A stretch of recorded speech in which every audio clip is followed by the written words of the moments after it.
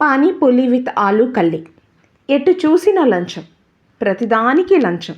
4 అంటే 4 అక్షరాలు ఏబిసిడి అని రాసి, నువ్వు చెప్పినట్టు నేను లాచి చూపించానుగా, ఇప్పుడు పానీపూరి విత్ ఆలు కల్లి చేయి.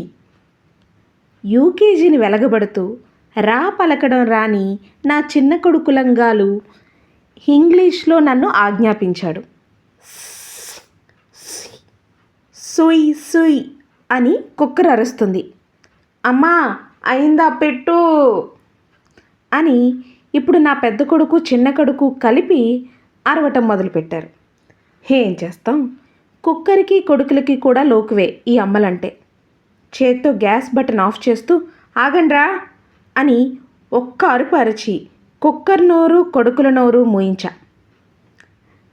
దాని నోరు మోయించానన్న కోపంతో కుక్కర్ ఇంకా బుసలు కొడుతుంది. నా కొడుకులు, అదేనండి నా కొడుకులే, నా వైపు ఇంకా అవలేదా అన్నట్టు గుర్రుగా చూస్తున్నారు. ఏం నాకు లేదా, నాకు రాదా కోపం? నేను అంతే తీవ్రంగా చూసా, అవలేదు అని. నా చిన్న కొడుకు వెంటనే వాడి ఎడమ భుజం పైకెత్తి వాడి కుడి చేత్తో వాడి గడ్డం మీద రుద్దుకొని ఆగేదేలే అన్నాడు. నేను ఏంట్రా అని అనేలోపే నేను వేయించి ఉంచిన పానీపూరీలు మా పెద్దాడు తీసుకొని బాల్కనీలోకి పరిగెత్తాడు. ఎటు నుంచి అటు చూసేలోపు మా చిన్నాడు పుదీనా ఆకులు అవి ఇవి వేసి గిన్నెలో సిద్ధంగా ఉంచిన పానీ తీసుకొని పరుగులు పెట్టాడు. ఊడిపోతున్న వాడి లాగును కూడా పట్టించుకోకుండా, ఒరే ఆగండ్రా ఆలు కర్రీ చేస్తాను అని నేను అరుస్తుంటే మా చిన్నాడు చాలా శాంతంగా, ఇవైన తర్వాత ఆలు కల్లితో మళ్ళీ అవి తింటామే అంటూ నా గుండెలో బండ పానీపూరీలు పడేశాడు. అయ్యో రామా, ఆట మళ్ళీ మొదటికొచ్చింది. పూరీలు వేపాలి, పానీ చేయాలి. అసలు ఆ కంప ముంచే కరోనా ఈ మాయదారి ప్రపంచంలోకి వచ్చిన దగ్గర నుంచి నా మాలోకం బుర్రలో లేనిపోని వెర్రిమొర్రి డౌట్ అనుమానాలు. అసలు నేను ఈ ఇంటి పని మనిషినా, ఇంటిలో ఉన్న వంట మనిషినా, వంటలో ఉన్న పని మనిషినా, అసలు నేను షీనా మెషీనా అని ఇలా రకరకాల ఆలోచనలతోనే కరకరలాడుతున్న పానీపూరీలు వేపాను.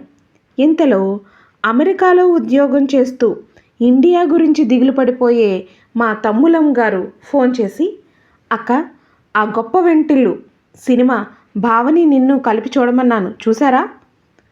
ఆ సినిమా చూస్తే బావకి కొంచెం తెలిసొస్తుంది అని చెప్పుకుపోతున్నాడు. ఏంటి తెలిసొచ్చేది నా ఆవకాయ్, మీ బావ అంత విలనేం కాదురా తమ్ముడు, అసలే ఆఫీస్ నుంచి వచ్చి ముంగి మొహం పెట్టుకొని ఉంటాడు. ఇంకెలాంటి సినిమాలు చూపించాననుకో దేశాలు పట్టుకుపోతాడు. అయినా అందరి జీవితాలు సినిమాలో చూపించినట్టు ఉండవురా తమ్ముడు, అసలే నువ్వు ఇచ్చే ఆడపడుచు కట్నం మీద గంపెడు ఆశలు పెట్టుకొని ఉన్నాను. నువ్వు ఇలాంటి సినిమాలు చూడకరా తమ్ముడు, నీకు అంతగా చూడాలంటే మన బాపు గారి సినిమాలు చూడరా, మగాడు కాస్త ఎక్కువ సమానం అని అబద్ధం చెప్పైనా సరే పెళ్లి మీద ఆశ ప్రేమ కల్పిస్తారు అని చెప్పాను.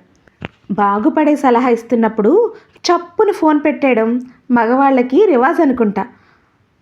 అలాగే ఉంటానక్క, నాకు ఆఫీస్ కాల్ వస్తుంది అని కాల్ కట్ చేశాడు. వాడికి ఏదో చెప్పేశా కానీ ఈ పెళ్ళెందుకు, ఈ పిల్లలు ఎందుకు, ఆ పూరీలు ఎందుకు, ఆ దుంపలు ఎందుకు, మళ్ళీ నాలోని బేతాళుడు నన్ను అడుగుతున్నాడు. కానీ ఆట్టే ఇలాంటి వాటికి ఎవరిదైనా బుర్ర లోన్ తెచ్చుకొని ఆలోచిద్దామన్నా సరే ఒకటే సొల్యూషన్ దొరుకుతుంది. అదే ఈ మధ్యన కరోనా ఫ్యాషన్లో భాగంగా ఇంటి కోసం మామిడాకులు తోరణాలు వచ్చాయి కట్టేసుకోండి అని.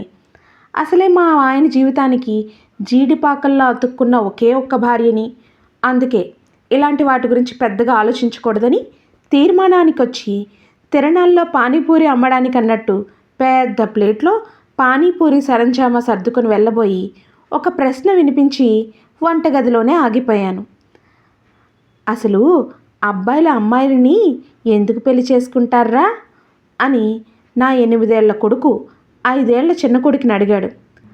ఒలే అన్న నీకు తెలీదా, నాకు తెలిసి చెప్పునా అని అడిగాడు. మంత్రాలు చదివి మరి నాకు పెళ్లి చేసిన మా పంతులు పెదనాన్న కూడా చెప్పలేకపోయాడు.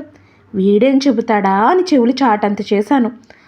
ఒలే అన్న, మొన్న బయట పానీపూరి తింటే కడుపు గొడగొడ అయిందా, అందుకే అమ్మాయిని పెళ్లి చేసుకుంటే మనకి ఇంటిలోనే చేసుకోవచ్చు, మన బట్టలు ఉతుకుతుంది, మడత పెడుతుంది, అప్పుడప్పుడు గట్టి గట్టిగా తిట్టి మొట్టికాయలు పెడుతుంది, రాత్రి లేటుగా పడుకుంటుంది, మళ్ళీ మనం ఉదయం లేచి టీవీ చూసే చలికి టిఫిన్ పెట్టేస్తుంది. అందుకేలా అమ్మాయిలని అబ్బాయిలు పెళ్లి చేసుకుంటారు అని నాలో బేతాళుడి ప్రశ్నకి మా చిన్న కొడుకులు లాజా విక్రమార్కుల వాలి సమాధానం. ఇంతటి గొప్ప సమాధానం చెప్పిన వాడి బుజ్జి బుగ్గల్లో ఇప్పుడు పానీపూరి విత్ ఆలు కళ్ళి. మరిన్ని కథలతో మళ్ళీ కలుద్దాం. మీ భాగి. ధన్యవాదాలు.